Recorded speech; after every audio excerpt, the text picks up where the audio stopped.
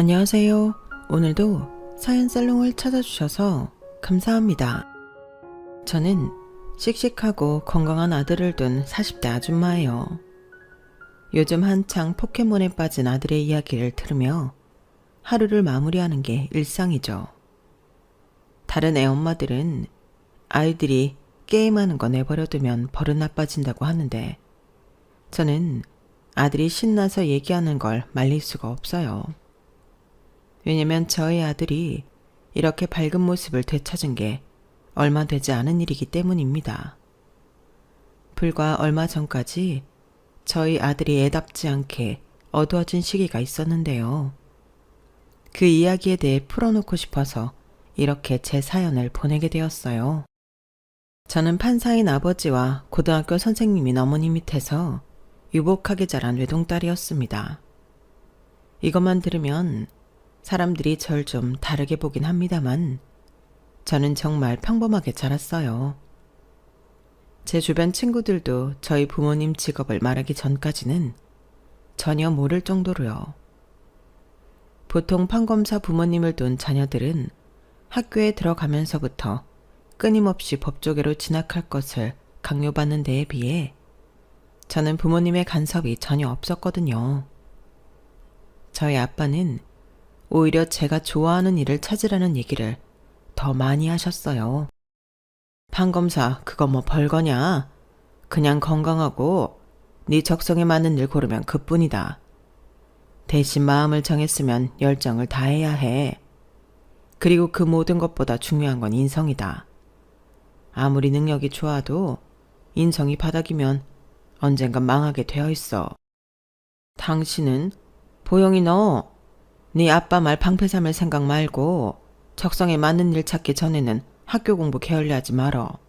알겠어? 넌 어쩜 엄마가 수학 선생인데 매번 수학 시험만 제일 못 보니? 한 번 80점대 맞은 것 같고 애 너무 뭐라고 하지 말어. 우리 보영이는 야무져서 제 살 길 잘 찾아갈 거야. 참나 나만 나쁜 엄마지 맨날. 누가 우리 엄마들은 나쁘대. 내가 좀 더 열심히 해서 다음 시험은 더 잘 볼게요, 엄마. 집안은 늘 화목했고 부모님이 자상하지만 강단 있게 절 키워주셔서인지 저는 얼마 안가 진로를 정할 수 있었어요. 저는 학교에서 갔던 클래식 공연에서 첼로의 매력에 빠져 그때부터 첼로를 배우게 되었죠. 한번 결정하면 열정을 다하라는 아빠의 가르침대로 밤낮 없이 연습을 했고 예고 예대에 모두 합격할 수 있었습니다. 졸업 후엔 대학 강사로 일하며 틈틈이 입시생들 과외도 했죠. 제가 주로 일하던 곳은 예술회관도 있고 아빠가 계신 법원도 있는 지역이라 아빠랑 같이 만나서 퇴근할 때도 종종 있었어요.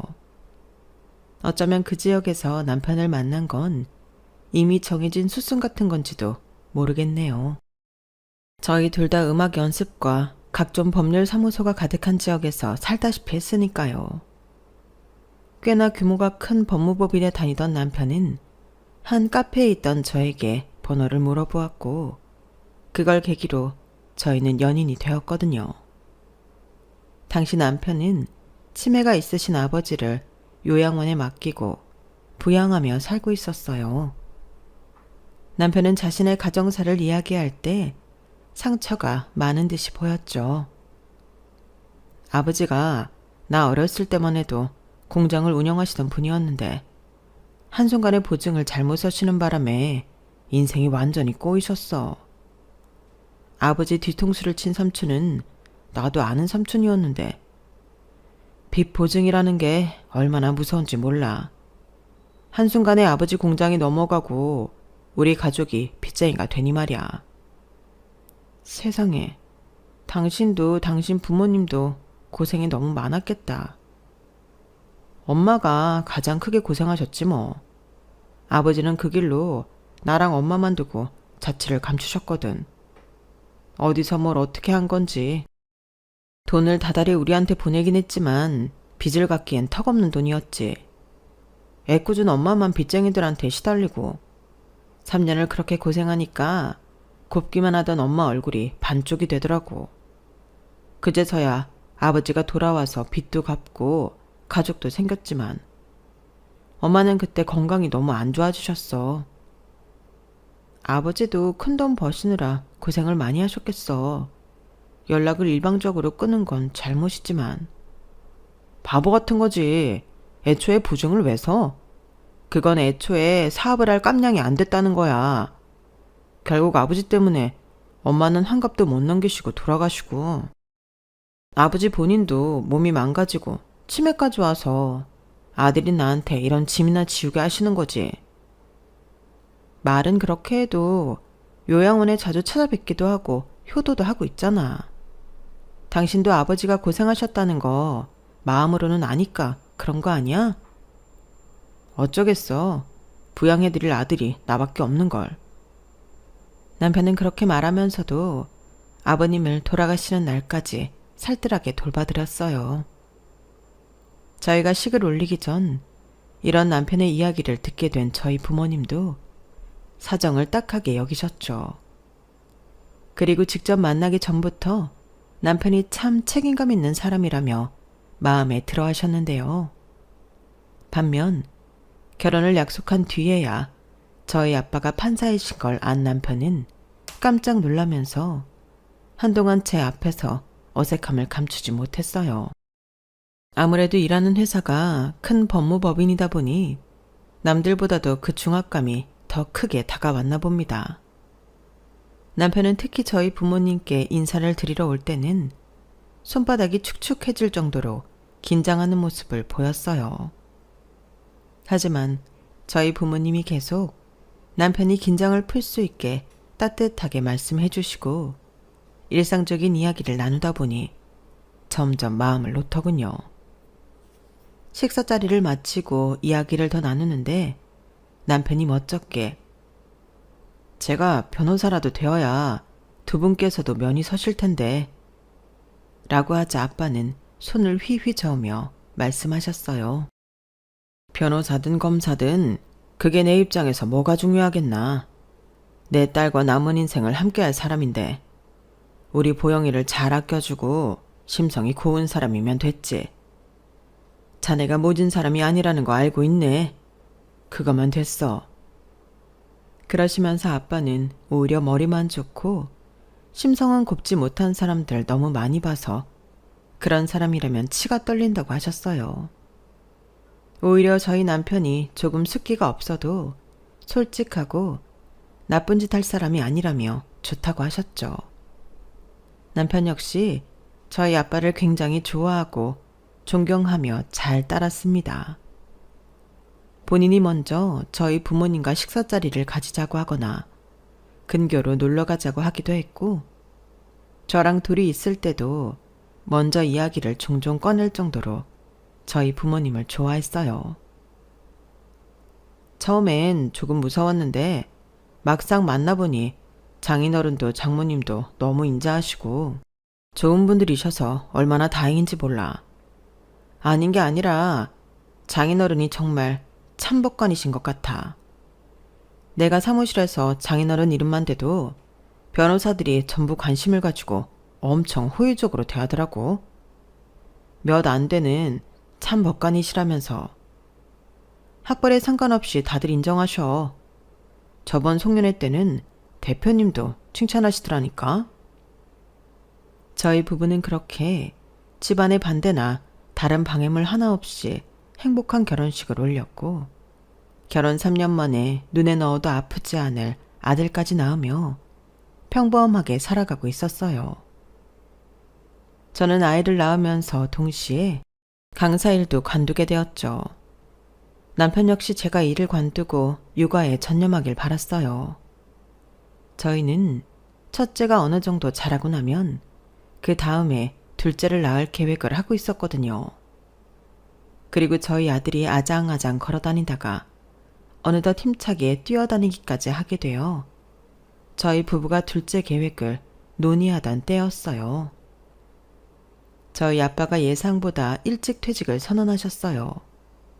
그런데 그 얘기를 들은 남편의 얼굴이 울그락푸르락해지는 겁니다.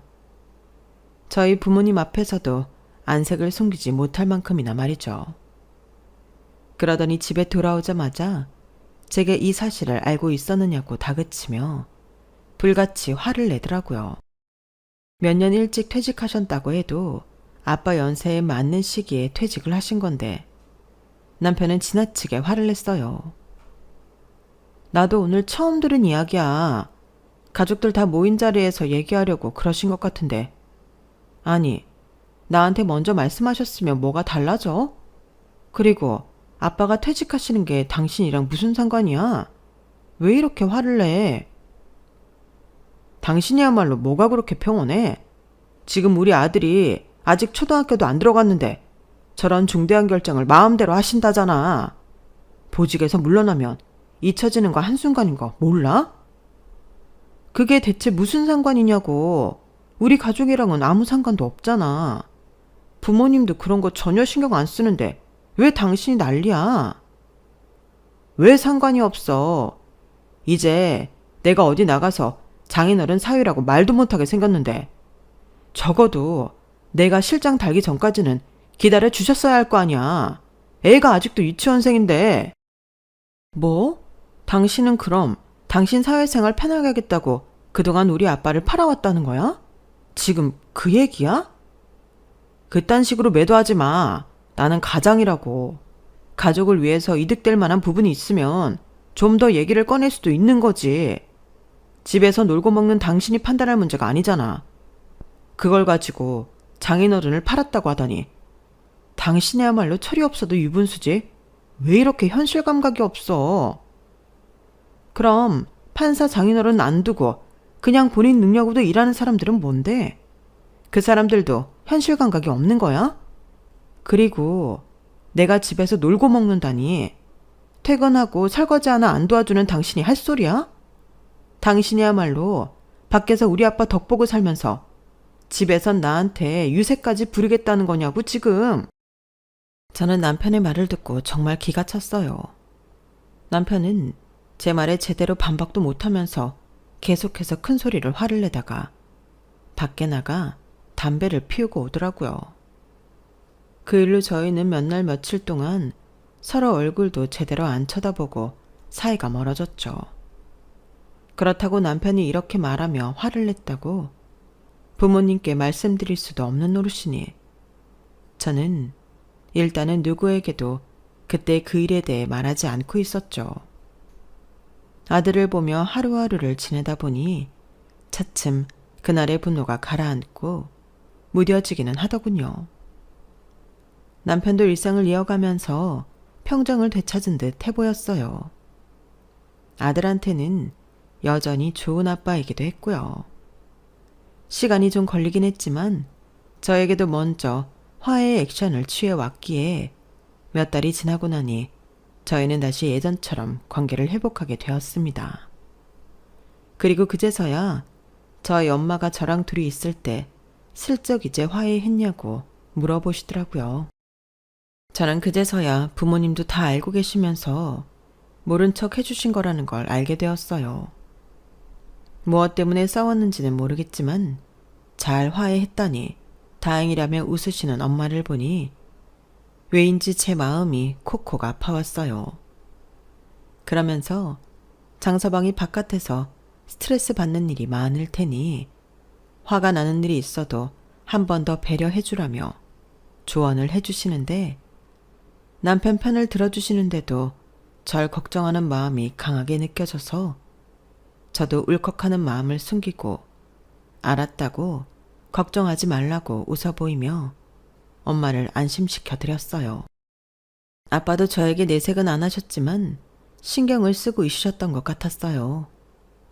그래서인지 몇 번 저희를 초대해서 남편이 평소 아빠의 물건을 보고 눈을 반짝했던 것들 중에서 벨트나 넥타이 핀과 같은 작은 선물들을 주시기도 하셨죠. 남편은 아빠한테 서너 번 선물을 받고는 기뻐하는 티를 숨기지 못하더군요. 지금 돌이켜 생각해보니 저희 부모님의 이런 노력으로 저희 부부는 조금 더 빠르게 관계를 회복할 수 있었던 것 같네요. 집안 분위기가 좋아지니 남편도 그 영향을 받은 것인지 몇 개월 뒤 남편은 과장직으로 승진을 하기도 했어요. 어깨가 전보다 높아진 채 콧노래를 부르며 출근하는 남편을 보면서 저도 덩달아 기분이 좋아졌죠. 바로 1, 2년 전까지만 해도 남편은 가장으로서의 역할을 잘 하려는 마음이 앞서서 항상 여유가 없는 모습이었는데요. 그래도 과장을 달고 나니 전보다는 조급함이 사라진 것 같아 참 보기가 좋았어요.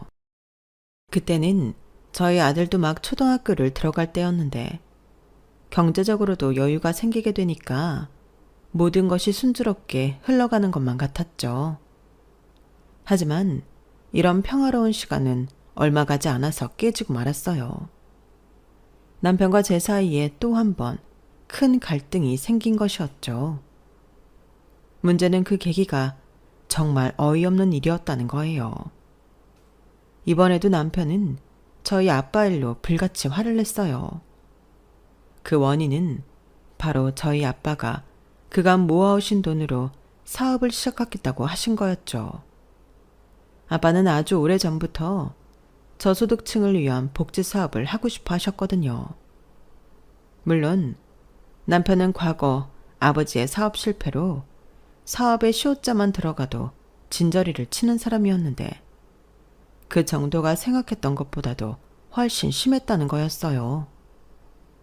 이번에는 저에게만 따로 얘기를 한 게 아니라 그 자리에서 곧바로 저희 아빠한테 언성을 높이더군요. 아니, 장인어른, 이런 중대한 일을 그렇게 독단적으로 결정하시는 건 좀 그렇다고 생각해요. 저번에 일방적으로 퇴직하신다고 하셨을 때도 그냥 넘어갔는데 사업이라뇨. 아니, 사업이라뇨. 그건 평생 자영업을 했거나 본인 사업체가 있었던 사람들도 쉽게 도전하기 어려운 거라고요. 내가 내 직업 퇴직하고 내가 모은 돈으로 사업하겠다는 게 뭐가 그렇게 잘못되었단 말인가? 내가 자네 허락을 받고 사업을 할지 말지 결정했어야 한다는 건가? 의견을 들어보고 결정하시는 게 좋죠. 저희는 한 가족 아닙니까? 아니, 어떻게 그렇게 위험한 행동을 가족들한테 의견 한마디 안 물어보고 결정하시냔 말입니다. 그래, 일방적으로 얘기하는 것처럼 들렸었다면 미안하네. 내가 사과하지. 그런데 결식아동들을 위해서 이런 결정을 내린 게 그렇게 자네가 화낼 일인가? 장인어른, 어쨌든 사업이지 않습니까? 한 번도 사업이라는 걸 해보신 적도 없으면서 뭘 믿고 그런 결정을 하신단 말씀이세요? 그건 그냥 여태 모아놓은 재산 다 날리겠다는 소리잖아요. 장인어른은 저희 재율이 생각은 요만큼도 안 하십니까? 자네는 지금 나를 무시하는 겐가? 내가 1, 2년 준비한 일인 줄 알아. 그리고 자네가 재율이를 챙길 생각은 왜 안 하는가? 내가 설령 사업에 실패하더라도 자네가 재율이 아빠인데 자네가 책임을 져야 할 것 아닌가? 내가 자식들한테까지 손 벌릴 정도로 망할 거라 생각하는 거야? 그러지 말란 법이 어딨습니까? 사업하다 망하는 그 많은 사람들이 다 처음부터 망할 거라고 생각하고 시작했는 줄 아십니까? 그리고 저도 재율이 책임질 만큼은 벌고 있습니다. 근데 장인어른이 재산을 전부 환원한다는 얘기는 또 다른 문제잖아요. 재율이 몫은 미리 떼어놓든 따로 관리를 하던 해야 할 것 아닙니까? 뭐야? 자네 지금 이렇게 언성을 높이는 게 결국 다 돈 때문이라는 겐가? 당연하죠. 가족끼리 이런 얘기는 미리 정확하게 하셨어야 하는 거잖아요. 눈앞에서 거액의 돈이 공중분해되게 생겼는데 그걸 가만히 지켜볼 사람이 어디 있습니까? 그날 저희 아빠랑 남편이 너무 심하게 싸워서 엄마는 먼저 저희 아들을 데리고 나가셨고 저는 겨우 남편을 말리고 데리고 나왔어요. 그리고 집으로 돌아왔는데 남편은 아직도 분이 풀리지 않았는지 계속 시근덕댔죠. 결국 집에 와서 저희는 한바탕 싸웠어요. 어떻게 우리 아빠한테 그렇게 말을 할 수 있느냐. 당신이 아무리 시아버지의 사업 실패로 고생을 했다 한들 그렇게 심한 소리들을 하는 게 옳은 거냐. 따져보아도 남편은 저희 가족 전체를 세상 물정 모르는 사람들 취급을 하며 제 말을 듣지 않았어요. 그리고 저희 아빠 재산을 가지고 어떻게 뻔뻔하게 그런 말을 했냐고 얘기를 해보아도 말이 통하지 않았죠. 그게 뭐 잘못된 거야. 당신이야 나가서 돈 한 푼 안 벌어오니 그렇게 한가한 소리 할 수 있는 거지. 애가 이제 10살 됐어. 앞으로 애 학원 안 보낼 거야? 대학 안 보내냐고. 나 하나 벌어서 그거 다 감당할 수 있을 것 같아? 당신이 먼저 일 관두고 육아에 힘쓰라고 했었잖아. 그래놓고 이제 와서 일만 열면 돈도 안 번다면서 하는 거 진짜 치졸한 거 아니야? 당장 나가서 돈 벌어오면 그러면 되겠어? 되겠냐고. 대체 왜 그렇게 뭐 하나 만족 못하고 전전긍긍이야? 그게 같이 사는 사람 얼마나 피말리게 하는 줄이나 알아? 당신 하는 꼬라지 보면 1억을 벌든 100억을 벌든 똑같이 굴 인간이야. 정신 차려. 당신이 나 100억 버는 거 봤어? 100억이 뭐야? 50억만 벌어도 이 정도까지는 안 됐지. 이래서 금수저들이랑은 말이 안 통해. 돈 없이 사는 게 얼마나 힘들고 서러운 일인 줄 알아? 세상 물정 하나 모르는 당신이 지금 내 말을 제대로 이해는 하고 있느냐고. 말이 안 통하는 건 당신이지. 당신이 밖에 나가서 돈 못 번다고 무시당할 직업이야? 그럼 월 3, 400 버는 사람들은 다 거지야? 자꾸 금수저거리는데 우리 부모님은 나한테 돈이 아니라 이 사회에서 제대로 일해서 돈 벌 수 있는 능력을 주셨어. 그래서 아빠 돈에 연연해야 하지 않는 거야. 그래서 난 아빠 사업이 잘 되던 말던 재산 다 사회에 환원하신다고 해도 당신처럼 길게 날뛰지는 않아. 알아? 겨우 재워놨던 아들은 울고 애 우는 소리가 들려도 악에 받쳐서 소리를 지르며 싸우다 보니 이게 대체 뭐 하는 짓인가 싶더라고요. 남편에게, 아니 그 사람에게 인간 대 인간으로서 너무나 큰 실망감이 몰려왔고 제 자신에 대해서도 깊은 회의감이 몰려왔어요. 애가 들을 거 뻔히 알면서 언성을 높였다뇨. 결국 제가 먼저 아들을 달래러 들어오면서 싸움은 일단락 되었고 저희 부부는 그때부터 남보다도 못한 사이가 되었죠. 저는 살림을 내팽개치고 다시 일을 구해서 경제활동을 하기 시작했어요. 첼로라는 악기가 그렇게 보편적인 악기가 아니다 보니 아무래도 제가 일을 다시 구하는 게 어려운 일은 아니었거든요. 그리고 저희 아빠는 사업을 순조롭게 운영하고 계셨고요. 아빠가 직접 결식아동을 만나기도 하고 다른 사람들에게 후원도 받으면서 아빠가 만든 회사는 조금씩 인지도를 올리고 있었어요.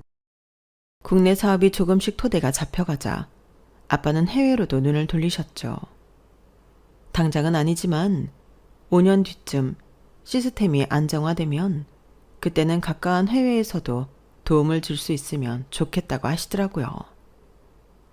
저희 아빠가 생각보다 안정적으로 사업을 하시자 남편은 자기가 그렇게 화를 냈던 게 겸연쩍었는지 한동안 코빼기도 비추지 않던 가족 식사 자리에 스멀스멀 다시 오기 시작하더군요.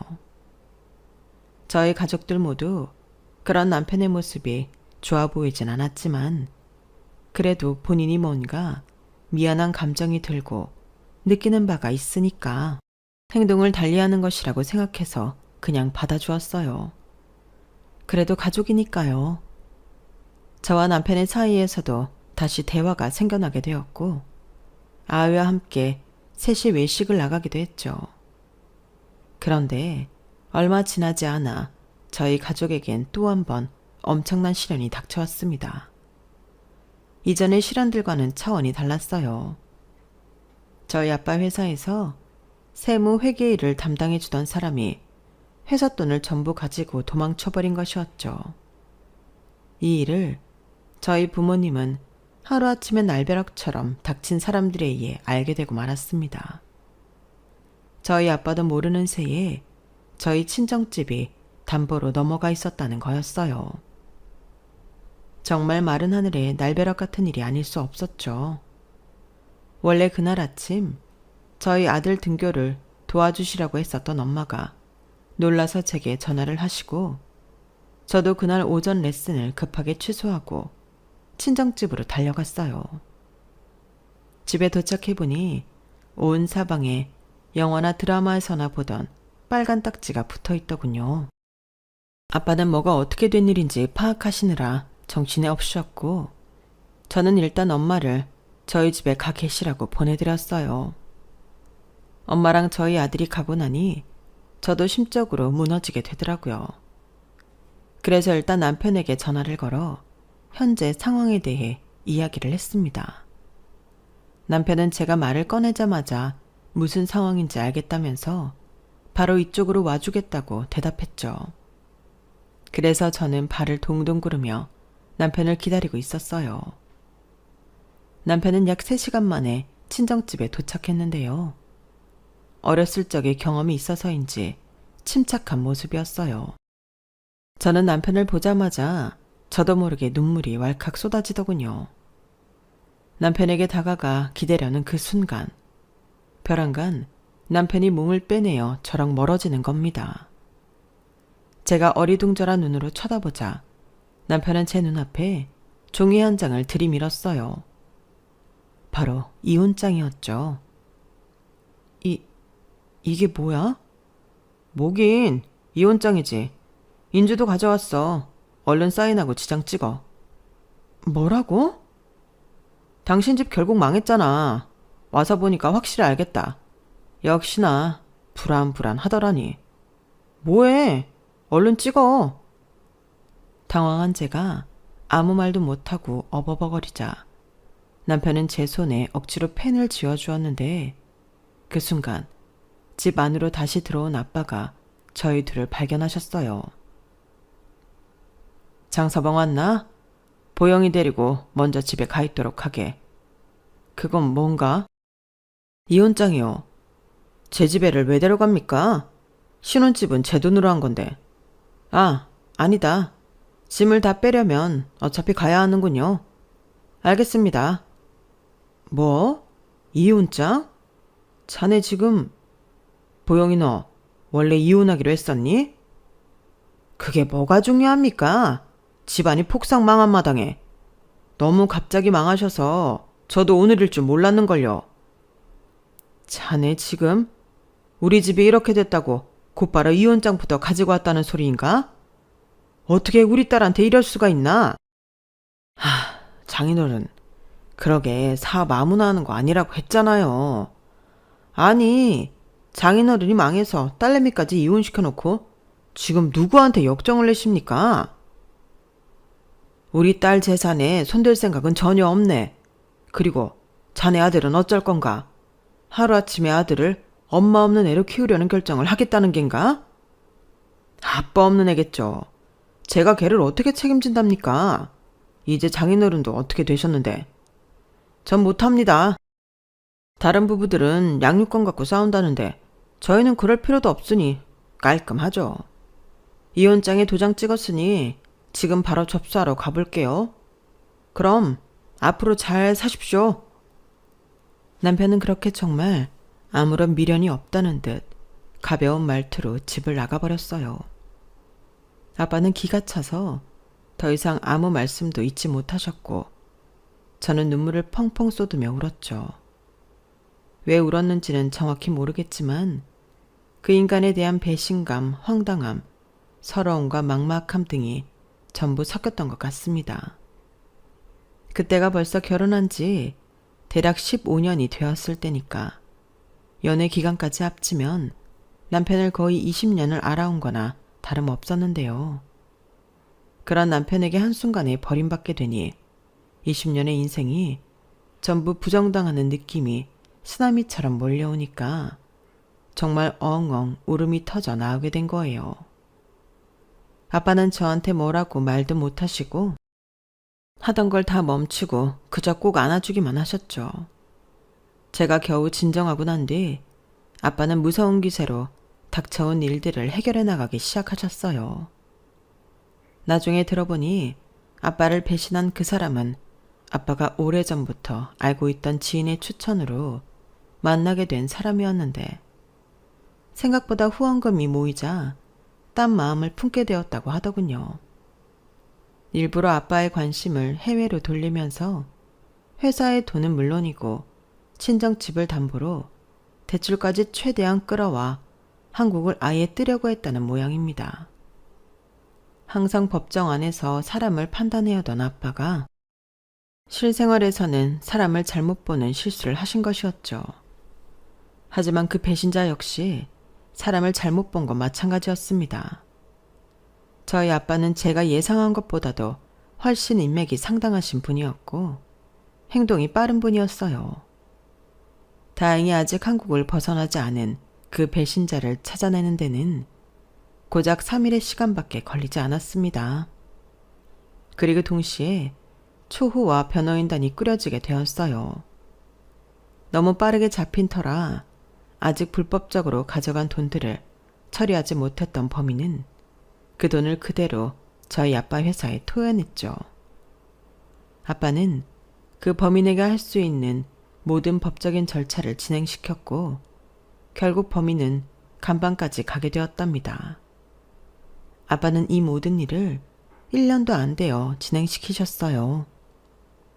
솔직히 말하자면 저도 저희 아빠가 화가 나면 이렇게 무섭게 변하는 분이라는 걸 이때 처음 알았네요. 아빠가 그렇게 범죄자를 처단할 동안 저도 바빴어요. 제 인생 최악의 악연을 끊어내느라 꽤나 수고를 해야 했거든요. 남편과의 질긴 인연은 한 번에 무 자르듯이 싹둑 잘라지지가 않았는데요. 왜 보통 사람의 진가를 알 수 있는 부분이 그 사람의 마지막 모습이라는 말도 있잖아요. 그런데 그 인간은 정말 최악이었어요. 그래도 한때 내 남편이었던 인간이라 이렇게까지 말씀드리고 싶지는 않지만 그 인간의 밑바닥은 비겁하고 찌질하고 추악하기 그지없는 인간이었습니다. 저는 남편이 이혼장을 들고 왔을 때 감정을 추스르자마자 남편과 살던 집에 가서 모든 짐들을 다 빼왔어요. 같이 살았던 기간이 길었던 만큼 하루 만에 짐들을 다 뺄 수가 없어서 며칠 뒤 주말에 한 번 더 들러서 짐을 빼게 되었어요. 아들의 짐도 빼려다 보니 저는 어쩔 수 없이 제 아들도 데려가게 되었는데요. 그 인간은 제가 가는 시간을 미리 말했음에도 나가지 않고 집구석에 들러붙어 있더군요. 그 꼴이 보기 싫었지만 저는 최대한 그쪽을 쳐다도 안 보고 무시한 채 빨리 짐을 챙기려고 했는데 아무래도 저희 아들은 그게 잘 안 됐던 것 같아요. 아직 초등학생인데 당연한 거잖아요. 그런데 기가 찼던 건 그 인간의 대처였어요. 아빠는 같이 안 와? 아빠도 엄마랑 나랑 같이 가자. 라며 용기 내서 말하는 아들에게 이딴 식으로 말을 하는 겁니다. 안 돼. 아빠는 이제 재율이 못 키워. 할아버지랑 엄마가 잘못해서 거지가 되는 바람에 아빠랑 같이 못 살게 됐거든. 아빠는 이제 재율이 아빠 아니야. 거실에서 얘한테 그렇게 말하는 소리를 듣자마자 저는 눈이 뒤집히는 것 같았죠. 그 정신에도 아들부터 차에 가 있으라고 밖으로 내보낸 뒤 남편에게 엄청나게 소리를 질렀어요. 지금 애한테 무슨 소리를 짓거리는 거야? 당신이 그러고도 애 아빠야? 나랑 이혼한다고 네 아들도 남의 아들 취급하는 거야? 애가 무슨 죄가 있다고 함부로 그딴 소리를 해대는 거냐고. 애도 알 건 알아야지. 그리고 지금 화를 낼 사람은 당신이 아니라 나야. 정신 차려. 내가 당신 사기 결혼으로 걸고 넘어져도 할 말이 없다고. 당신은 아닌 게 아니라 처음엔 판사 외동딸이었는데 이젠 그냥 길바닥에 나앉게 생겼잖아. 어디서 멍청하게 사기꾼한테 뒤통수나 맞고 와서 나한테 화를 내. 뭐라고? 당신 진짜 쓰레기구나. 결국 우리 아빠 직업 보고 나랑 결혼했다는 소리야? 설령 그렇다 쳐도 재율이 네 아들이야. 애가 대체 뭘 잘못했냐고. 그딴 인간 말종 같은 소리를 짓거리냐고. 누가 보면 아주 당신은 변호사라도 되는 줄 알겠어? 야, 말 조심해. 참나. 그래, 나 변호사 아니다. 근데 그게 뭐? 나야 앞으로도 일만 잘하면 웬만한 변호사들만큼 벌 수도 있지만 당신은 앞으로 인생이 전부 가시밭길이라고. 그 사기꾼 새끼 잡히지 않는 이상 장인어른이나 너나 평생 개처럼 일해야 할걸? 애까지 키우려니 남은 인생은 다 시궁창이나 다름없을 거라고. 일찍 손절친 내가 현명한 거지. 그 사기꾼 새끼 잡았으니까 걱정 마. 당신 말대로 우리 아빠가 판사야. 범죄자 새끼 잡는 건 일도 아니지. 그리고 당신이랑 이혼하는 거? 당신 인생은 앞으로 뭐 탄탄대로일 줄 알아? 멍청하기는. 그 다음은 너야. 이 쓰레기 같은 자식아. 절대 너 같은 인간한테 유리한 방향으로 이혼하지 않을 테니까 두고 봐. 뭐라고? 그 사람을 잡았다고? 이렇게 빨리? 남편은 제 말에 눈동자가 사정없이 흔들리더니 자세를 곤차 앉더군요. 저는 더욱더 속도를 내서 짐을 정리하고는 그 집을 나오려고 했어요. 그놈이랑은 더 이상 1분 1초도 한 공간에 있기 싫었거든요. 그런데 그 찌질한 인간은 제가 현관에서 신발을 신는 사이 저한테 쭈뼛거리며 다가와서 말을 걸더군요. 갑자기 꼬리를 내리고 슬슬 눈치를 보는데 없던 전까지 제대로 털렸어요. 그 중요한 것만 가져가고 너무 무거운 건 좀 놓고 가. 이혼장 접수된다고 바로 남남되는 것도 아닌데. 생각보다 이혼장만 접수하고 이혼 번복하는 사람들도 많다잖아. 그 장인어른 고소장 접수는 하셨대? 어이가 없네. 네가 뭔 상관이야. 생각보다 상황이 빨리 수습되는 것 같으니까 이제는 또 이혼 무르고 싶어? 웃기지 마. 이제 와서 말 주워 담을 생각하지 말고 우리 꼭 이혼하자. 어? 저는 그 말을 끝으로 영영 그 집을 나와버렸죠. 법정 아니면 2번 다시 보고 싶지 않았는데 그 인간은 그 이후로 자꾸만 저를 찾아오더군요. 저희가 잠시 지내던 집은 또 어떻게 알았는지 저희 아들이 평소 좋아하던 캐릭터의 장난감을 사오질 않나, 제가 퇴근하기 전에 미리 와서 기다리질 않나 자꾸 거슬리는 행동을 했죠. 저희 집이 망할 뻔했다가 살아나서 다시 회복할 것 같으니까 자꾸만 이혼을 번복하려고 하면서요. 제가 절대로 넘어가지 않고 강경하게 대응하자 이혼을 하더라도 재산 분할에 대해서 차분하게 다시 얘기하자는 등 또 말을 슬쩍 바꾸더군요. 그 찌질한 인간이 매달려도 너무 매달리니 예상보다 일찍 변호사님을 보내버렸죠. 그리고 그때부터 그 인간의 인생은 급격히 벼랑 밑으로 떨어지기 시작했어요. 저희의 이혼 사건은 아빠의 일과는 다르게 초호화 변호인단도 아니고 변호사님 단 한 분만으로도 충분히 해결할 수 있었어요. 저는 변호사님께 그 인간에 대해, 그 인간이 저지른 인간 같지도 않았던 그 모든 행동에 대해 하나도 빠짐없이 말씀드렸고 최대한 증거를 긁어 모았습니다. 그리고 그 인간은 결국 엄청난 금액의 양육비, 이혼 위자료를 저에게 배상해야만 했어요. 그런데 그뿐만이 아니었어요. 맨날 가장이 어쩌고 경제활동이 어쩌고 했던 그 인간은 직장 내에서도 제대로 혼쭐이 나게 된 거였습니다. 본인 말 맞다나 그 인간은 판사인 저인 아빠가 없으면 사회생활을 못하는 인간이었어요. 저와 이혼한다는 소문이 퍼지자마자 같이 일하던 사람들에게 버림받았는데 그동안 일하면서 알게 모르게 공금을 횡령하거나 업무상 배임 활동을 한 내역이 상당했다고 하더군요. 저와의 이혼 소송도 감당하기 버거워서 쩔쩔매던 그놈은 자기 사무실에서도 먼지 알통까지 탈탈 털리게 되자 결국 울면서 저희 친정집에 찾아왔어요. 보영아, 내가 잘못했어. 우리 이혼하지 말자. 어? 장인어른, 제가 죽을 죄를 지었습니다. 제가 잘못 오해를 해서. 오해? 무슨 오해 말인가? 이 박쥐 같은 놈. 그래도 제 잘못은 뉘우칠 줄 아는 놈이고 심성이 악하진 않은 줄 알았더니 이제 보니 지 편한 대로 간에 붙었다 쓸개에 붙었다는 놈이었구나. 저리 썩거지지 못해. 아빠는 그런 남편을 보며 마당에 있던 빗자루로 흠씬 두들겨 팼고 남편은 두드려 맞으면서도 아빠의 바지가랑이를 붙잡고 늘어지며 손이 발이 되도록 싹싹 빌었죠. 결국 경찰을 불러야 그 찌질한 놈을 퇴치할 수 있었네요. 그리고 얼마 지나지 않아 저는 드디어 그놈과 남남이 될 수 있었고 진정한 홀가분함을 느낄 수 있었네요.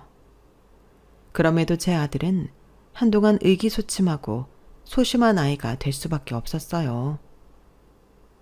저희 아들 입장에서는 친아빠가 자기 존재를 부정한 거나 다름이 없었으니까 충격이 이만저만이 아니었던 것이었죠.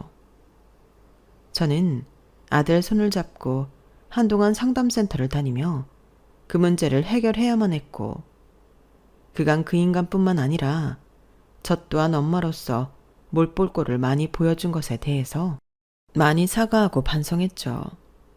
덕분에 저희 아들은 몇 달 전부터는 전의 모습은 온데간데 없이 밝은 모습을 되찾을 수 있었답니다. 저희 가족은 그간의 일을 완벽히 회복한 채 평화로운 하루하루를 보내고 있어요. 지난 시간을 돌이켜보면 힘들었던 일들을 통해 저희 가족은 각자 몫의 성장을 이룬 것 같다는 생각이 들기도 하네요. 저 역시 상담센터를 다니며 이런 생각까지 하게 되어서 이렇게 그간의 제 이야기를 적어보고 싶다는 생각이 들었기도 하고요. 저도 부족한 부분이 많았지만 그래도 앞으로는 사람을 만나는 일에 좀 더 성숙한 시각을 가지려고 노력하려고요. 이 글을 읽는 여러분 역시 여러분 몫의 위로를 받게 되었으면 좋겠습니다. 들어주셔서 감사합니다. 항상 행복하세요. 여러분, 사연 댓글에 응원과 현명한 조언 부탁드려요. 좋아요와 구독은 저에게 큰 힘이 됩니다. 오늘도 좋은 일 가득하세요.